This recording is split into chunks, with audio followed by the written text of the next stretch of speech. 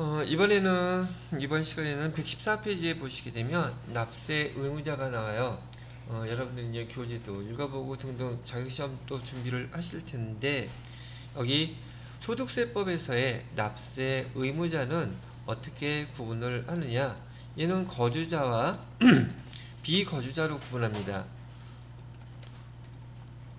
보통 우리나라에서 그 소득세, 세금을 갖다가 납부하는 사람들을 구분할 때, 그러면 내국인, 국내인이나 외국인 이렇게 구분하지 않고 왜 거주자라고 얘기해요?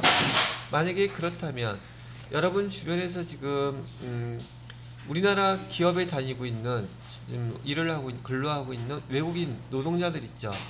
만약에 그 소득세를 구분할 때 내국인, 외국인 이런 식으로 구분한다면 우리나라에 와서 지금 근무하고 계시는 외국인들은 소득세 안 낸다는 뜻인가? 그게 아니란 얘기예요. 소득세를 납부하는 그 우리 납세 의무자는요, 구분하는 용어가 거주자와 비거주자, 이것으로 구분합니다. 거주자와 비거주자로 구분하는데, 거주자는 어떤 사람을 거주자라고 그래요? 우리가 많이 들어봤던 주소지가 있는 사람들, 주소란 말을 많이 써보기는 했는데, 주소지라는 것은 그 소득자가 생활 근거, 모든 것들이 중심을 이루고 있는 장소, 그걸 우린 주소지라고 부릅니다. 거기에 반해서 예를 들어서 주소지는 서울인데, 지금 제가 만약에 여기 와서 근무를 하고 있다면 주소지는 거기고, 그럼 여기는 뭐라고 불러요? 여기도 주소지 아닌가요? 아니요, 여기는 거소지라고 불러요. 그래서 여러분들이 일상적으로 많이 사용했던 주소지라는 용어는 많이 들어봤는데, 거소지라는 말은 많이 못 들어봤을 거란 말이죠. 거소지는 주소지가 별도로 있고 1년 중에서 183일이면 365일에 반이 넘어가죠. 183일 이상 머물고 있는 곳을 갖다가 거소지라고 부릅니다. 우린 이런 사람들을 갖다가 거주자라고 부르고, 이러한 거주자는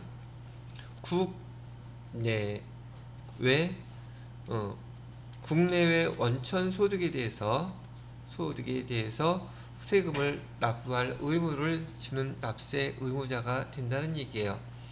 그 다음에 거기에 반해서 비거주자는 국내 거소지도 없고 183일 이내에 근무하는 사람들이 국내에서 발생한 소득에 대해서 세금을 납부하게 될 때 우리는 비거주자라고 얘기합니다.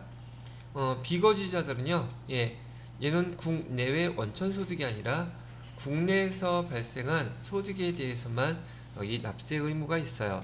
국내 소득에 대해서만. 왜요?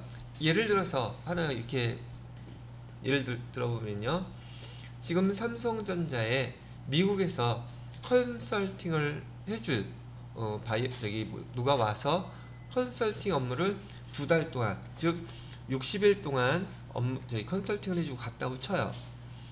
60일 동안 컨설팅을 해주고선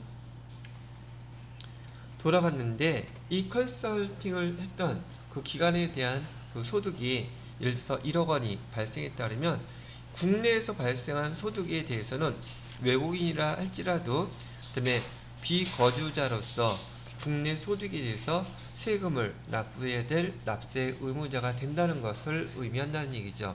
그래서 지금 소득세 관련돼서는요, 이렇게 납세 의무자는 뭘로 구분한다? 거주자와 비거주자로 구분한다고 기억을 해 두시란 얘기죠. 그래서 거기 114페이지에 납세 의무자의 구분 이렇게 얘기를 해줬고요. 밑에 주소지의 판정에 대해서 보시게 되면, 판정 기준에 거기 내용들 있다가 진도 나간 거에 대해서 교재 차근차근 읽어 보셔야 돼요. 그리고 국내 주소가 있는 것으로 보는 경우 1번, 2번, 3번, 4번 나와 있죠.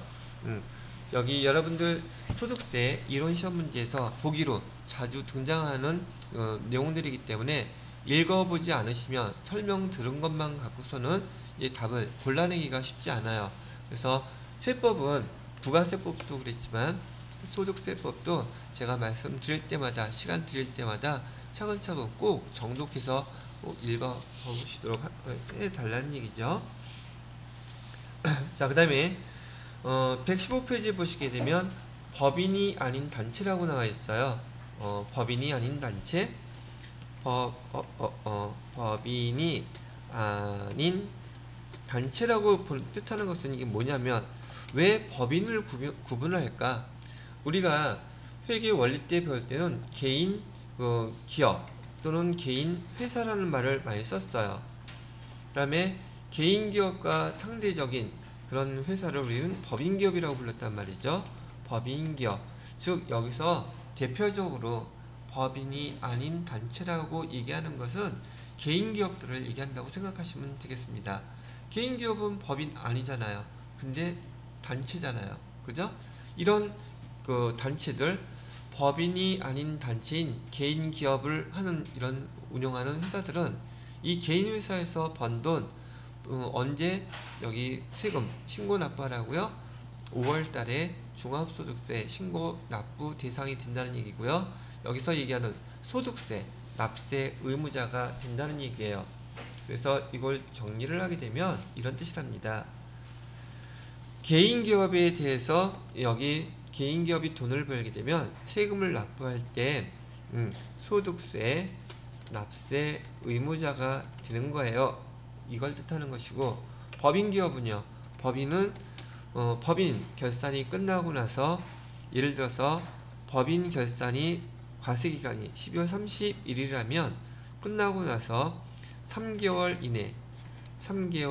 이내 법인세를 갖다가 신고 납부해야 돼요.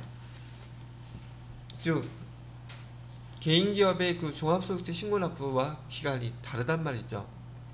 그럼 여러분들이 회사에 들어갔는데 처음에 여러분들이 그냥 회사 명칭만 보고서, 물론 주식회사인지 즉 법인인지 개인기업인지 구분할 수는 있겠지만 잘 모르겠다면 세금을 납부하는 날짜가 월이 언제인가만 알아도 이거 법인기업이구나 아니면 개인기업이구나 이것도 판단할 수 있단 말이죠. 사장님이 우리는 세금 5월달에 신고 납부하는데, 종합소득세 신고 납부하는데, 그러면 개인기업이겠어요? 법인기업이겠어요? 5월달에 신고 납부한다면 그 회사는 개인기업이에요. 법인은요 12월달이 12월 법인이라고 한다면 3월달에 신고 납부해요. 그럼 날짜가 아예 다르죠, 월이. 그래서 개인기업인지 법인기업인지도 구분할 수 있다는 얘기를 해드린다는 얘기예요.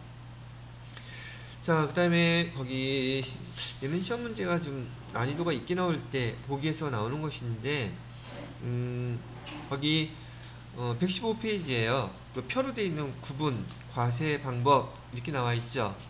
구분해 보시게 되면 구성원 간 이익 분배 방법이나 이익 분배 비율 정확하게 정해 있거나 사실상 이익이 분배되는 것으로 확인되는 경우에는 구성원 과세 방법이 구성원이 공동으로 사업을 영위하는 것으로 보아 구성원별로 과세한대요. 이게 무슨 뜻이냐면, 지금 4명이 동업을 하고 있어요. 동업을 해가지고 이익이 생기면 4분의 1씩 나눠 갖자라고 했어요. 그리고 실제로 4명이서 나눠 가져요. 그러면 그건 구분이 명확하죠. 그러니까 개인별로 다 소득세 계산을 할 수 있다는 뜻이고, 구성원별로 세금 납부하라고 할 수가 있어요. 그런데 만약에 개인별로 4사람이 지금 내 가족이 한 기업에서 가족회사를 갖다 운영하고 있단 말이죠. 그럼 거기에 얼마 나눠 갖자고 얘기는 했지만 실제로 그만큼 이렇게 나눠 가질까요? 그런 걸 구분할 수가 없을 때는 우리나라의 그 소득세 제도는 개인별 과세라 그랬죠. 얘가 예외가 되는 거예요. 얘는 개인별로 과세할 수가 없어.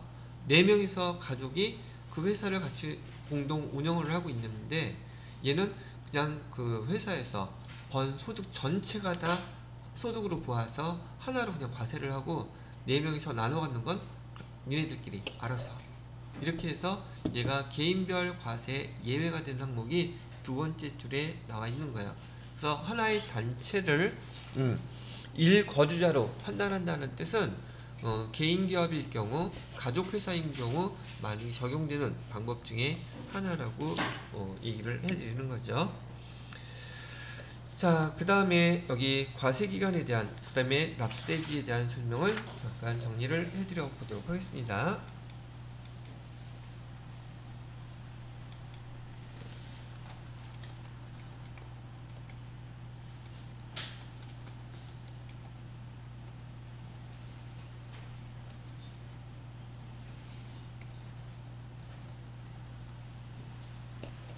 자, 보시게 되면 그러면 여기 우리 소득세에 대해서 과세기간은 언제가 원칙인가요?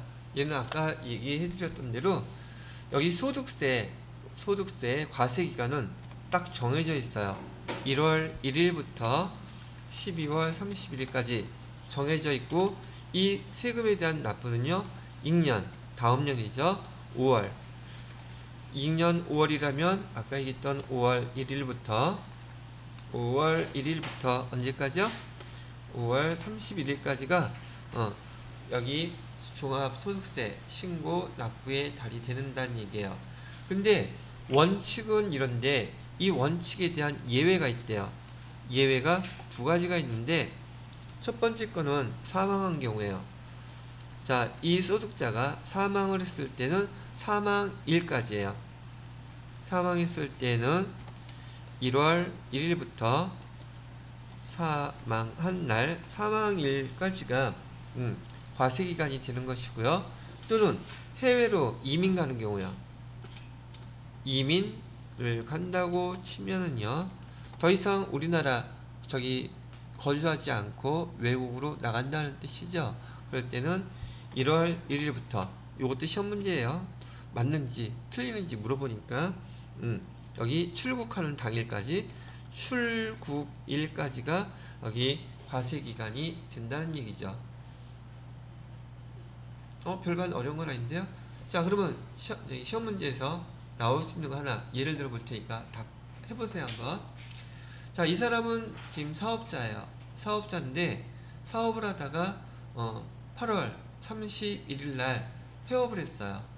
그럼 이 사람에 대한 과세기간은 1월 1일부터 8월 31일까지다.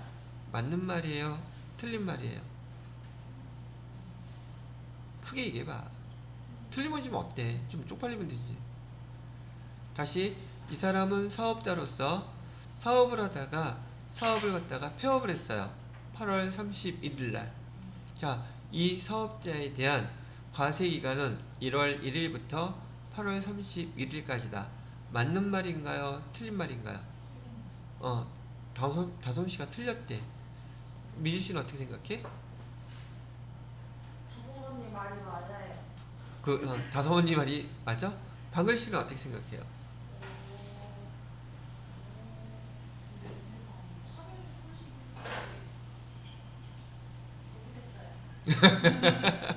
그러면 지원씨한테 물어볼까?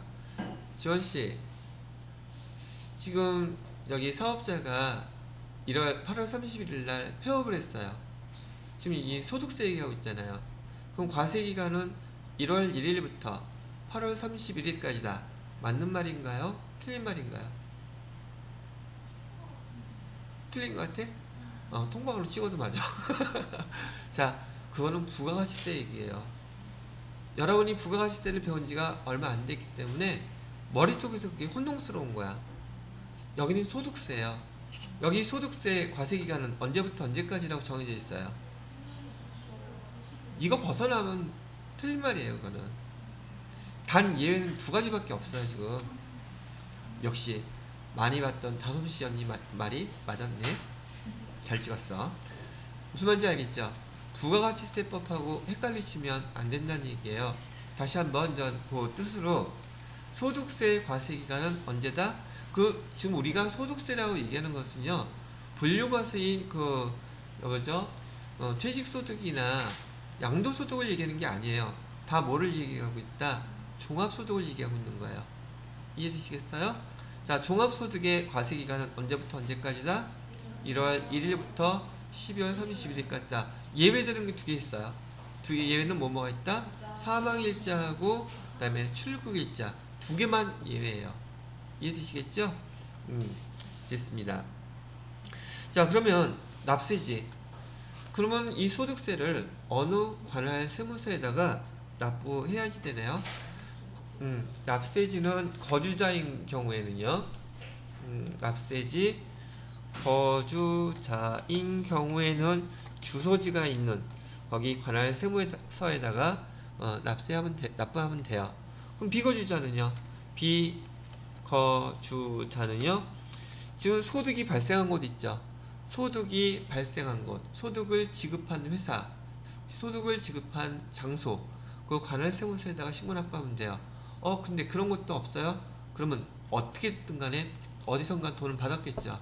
돈 받은 곳, 그 관할 세무서에다가, 장소에 관할 세무서에다가 신고 납부하시면 된다는 게 지금 115페이지에 여러분들한테 설명드렸던 과세 기간과 납세지에 대한 설명 마무리였다는 것입니다.